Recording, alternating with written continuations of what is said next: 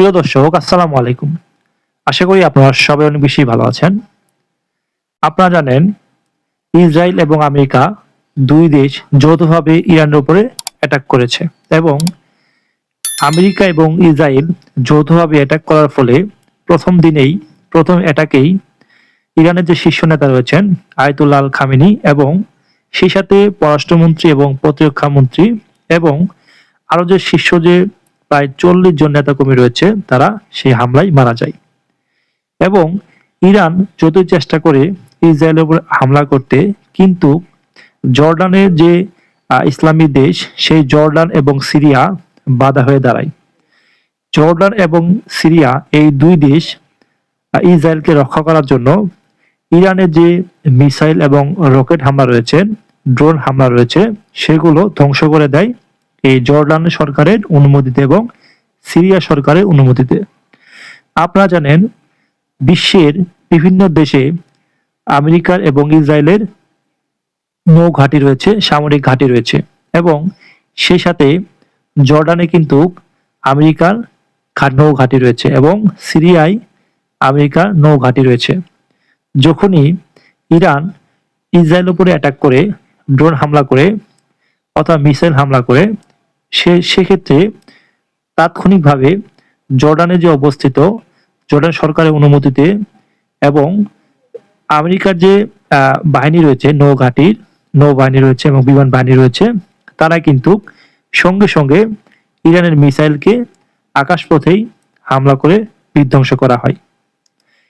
সেই সাথে যদি কখনো জর্ডান পেরিয়ে যায়, সেই সঙ্গে সঙ্গে সিরিয়ায় তারা সেই আকাশপথেই ইরানের মিসাইলের উপরে হামলা করে আমেরিকা এবং ইসরায়েলের যে বিমান বাহিনী রয়েছে তাদের রকেট দিয়ে।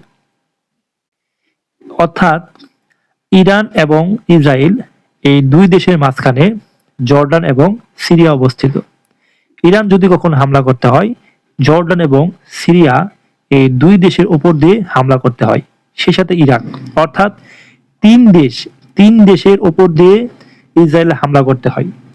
যখনই ইসরায়েলের উপর হামলা করে ইরান, তখনই এই বিভিন্ন দেশে যে আমেরিকার ঘাঁটি রয়েছে, সেই ঘাঁটি থেকে সেই মিসাইল এবং ড্রোনকে ধ্বংস করার জন্য তারা আকাশপথে হামলা করে।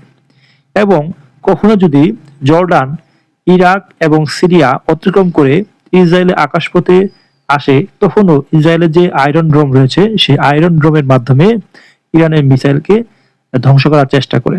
অর্থাৎ 4টি ধাপের পরে ইসরায়েলের উপরে হামলা করতে হয় ইরানকে। বিশাল বড় একটি কাহিনী। এই 4টি দেশের উপর দিয়ে ইসরায়েল হামলা করতে হয় ইরানকে। তাহলে আপনি বুঝতেই পারেন কতটা ইয়ের ভিতর দিয়ে, মানে ভেজাল, এবং কতগুলো দেশের উপর দিয়ে হামলা করতে হয় ইরানকে এবং সঠিক নিশানায়।